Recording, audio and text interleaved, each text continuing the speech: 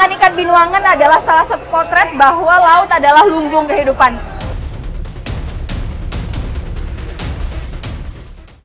Caah laut Selat Sunda.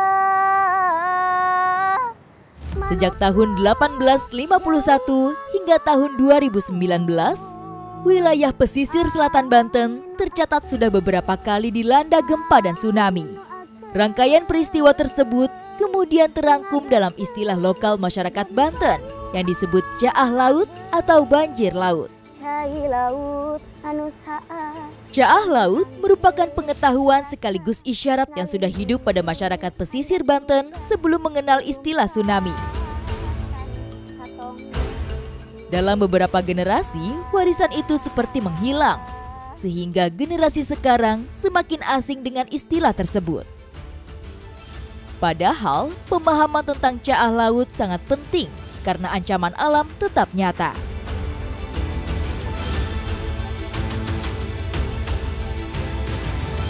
Kini, setelah berkolaborasi dengan pengetahuan modern, pesan caah laut mencoba dihidupkan lagi dalam media yang kental unsur lokal.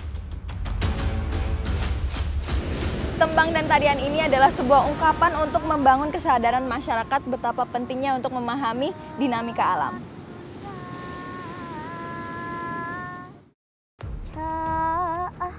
Bukan hanya peringatan, lirik tembang dan gerakan tarian caah laut juga memberitahu hal-hal yang harus dilakukan.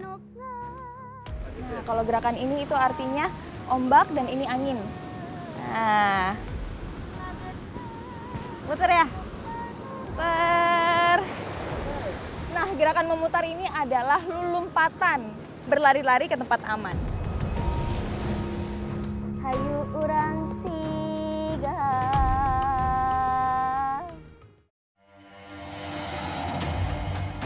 Sejak dahulu kala, Megathrust sudah bersama kita. Lalu, apakah kita harus memelihara rasa takut berlebihan? Jawabannya, tentu tidak. Yang perlu kita lakukan adalah siap siaga dan memelihara kewaspadaan. Agar saat gempa Megathrust terjadi, kita bisa mengurangi dampak resiko yang diakibatkan.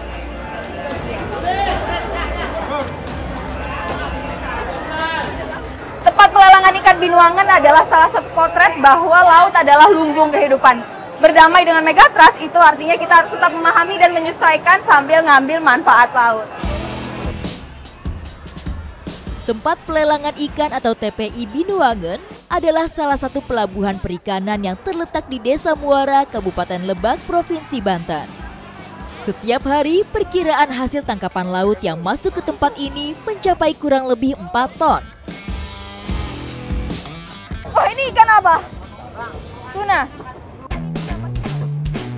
Suasana di tempat ini menjadi salah satu bukti jika laut memegang peranan penting dalam kehidupan manusia.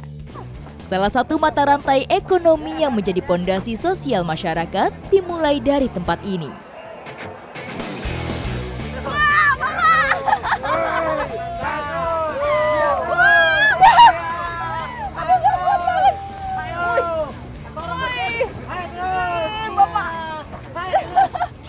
Jadi ketawain loh gara-gara ikannya ini berat banget, saya nggak kuat nariknya. Woi, bantu Bapak. Satu, dua. Ayo. Sebagai lumbung protein, laut menyediakan bermacam jenis hingga ukuran ikan. Mulai dari yang kecil hingga ikan berukuran besar seperti ini. 85,5. 85,5. Ya ampun. Tapi kelihatan sih dari ikannya itu dagingnya tebel-tebel. Memahami potensi gempa tidak untuk mempertebal rasa cemas atau takut, melainkan menumbuhkan kesadaran serta meningkatkan pengetahuan sehingga menjadi pribadi yang terampil dalam menghadapi bencana. Jadi ini emang ikannya segar-segar, jadi masyarakatnya saling tawar-menawar secara terbuka. Lelang yang tertinggi menang, lelang yang tertinggi menang. Kata ibunya yang tertinggi menang.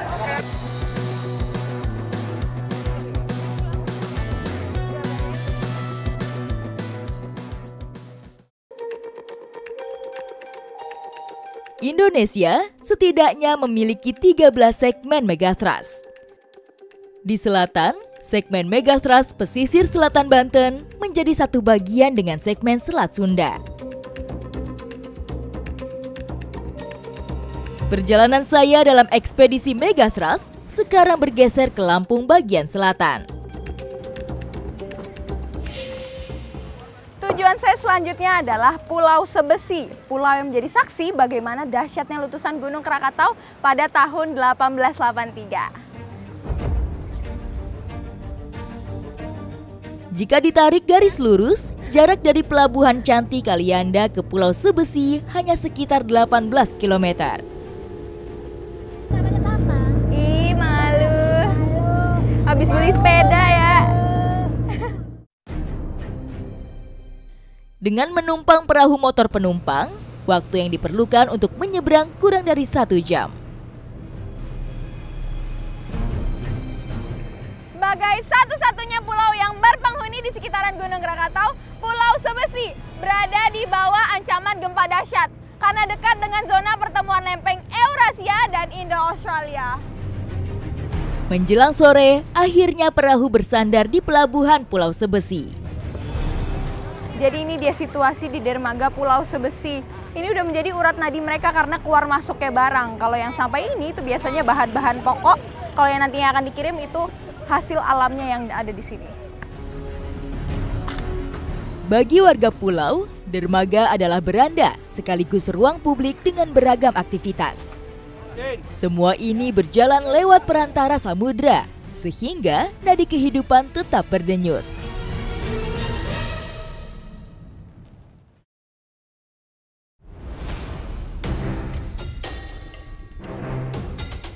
Sebesi, pulau seluas lebih dari 2.600 hektar ini dihuni oleh sekitar 3.000 jiwa.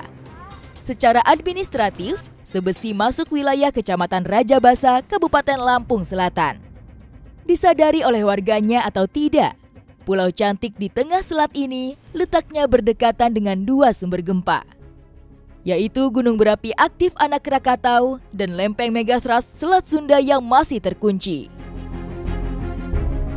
Mayoritas pekerjaan warga Sebesi adalah nelayan dan petani.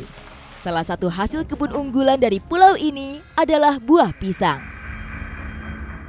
Sebagai pulau yang berpenghuni di sekitaran Gunung Krakatau, Pulau Sebesi menjadi penghasil berbagai hasil alam. Salah satunya buah pisang ini. Hampir setiap harinya puluhan ton buah pisang yang dikirim keluar pulau.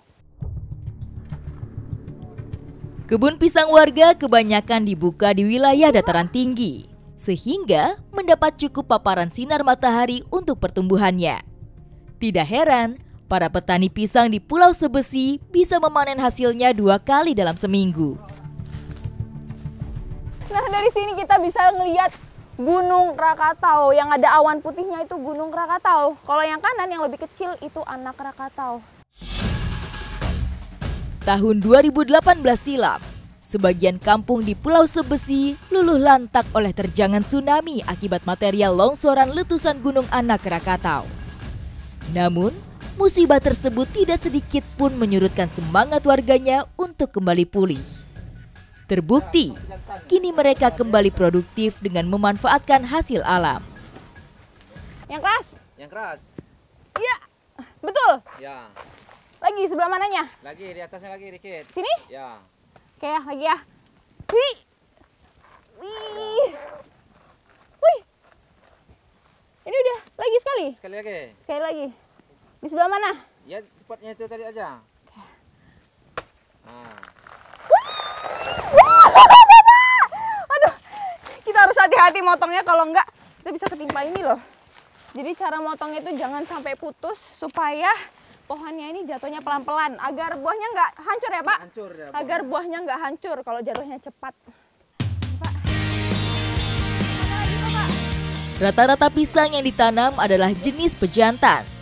Selain bisa dikonsumsi langsung, pisang jenis ini juga bisa dimanfaatkan menjadi beraneka olahan turunan. Di sini mereka ada tugasnya masing-masing. Kalau Bang Hendri itu yang menebang. Kalau Bang Wahyu di sini itu yang langsir atau mengangkat buah pisangnya ke tumpukan. Bang, saya bantu ya? Ya, nggak apa-apa. Nggak apa-apa? Berat ya? Wih, berat-berat ini. Sudah? Udah. Gini caranya. Langsir adalah memindahkan pisang dari kebun ke titik penjemputan.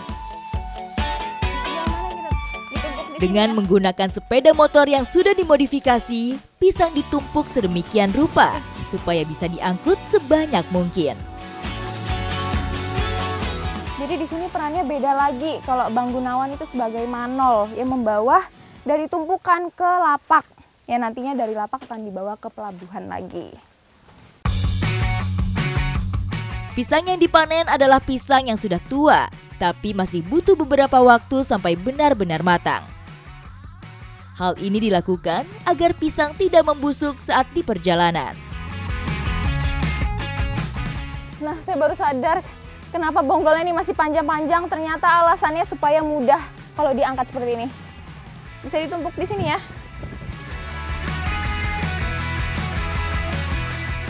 Dari kebun, bonggolnya sengaja dibiarkan panjang karena nantinya akan dipotong lagi oleh pemborong saat ditimbang. Ditumpuk di atasnya. Iya.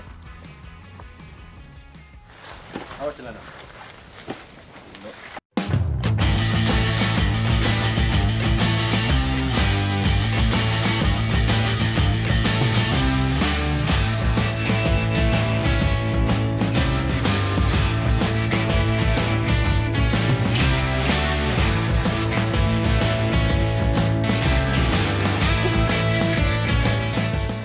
Akhirnya buah pisangnya sampai di titik ini. Jadi tempat ini namanya lapak. Jadi setelah dari lapak nanti dikirim ke pelabuhan. Sampai di titik penyimpanan sementara, tugas tukang langsir sudah selesai. Selanjutnya, pisang-pisang ini akan diangkut oleh mobil untuk dibawa ke pelabuhan. Bang, saya ikut ya. Naiknya lewat mana? Sini. Wah. Sini. Oke, aman. Bisa. Wah, tinggi banget. Saking banyaknya pisangnya ini. Pisang dari Pulau Sebesi rata-rata dikirim ke Bandar Lampung, Banten, hingga Jakarta. Nah, sekarang kita udah sampai ke lapak yang ketiga. Saya pikir ini udah full banget, tapi ternyata masih muat banyak lagi. Wah, ini nantinya akan kita bawa ke pelabuhan. Wah, oke.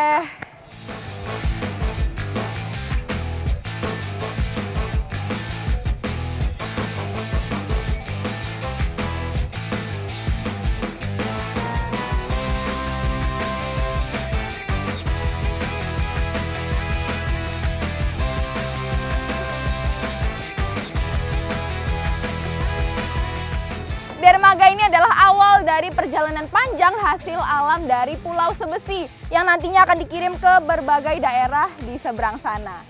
Ikuti jejak saya, jejak petualang. Tinggal di zona rawan bencana dan pernah tersapu gelombang tsunami, warga Sebesi tetap bertahan. Rasa aman warga tumbuh karena keterlibatan berbagai pihak dalam upaya melindungi pulau ini dari terpaan bencana.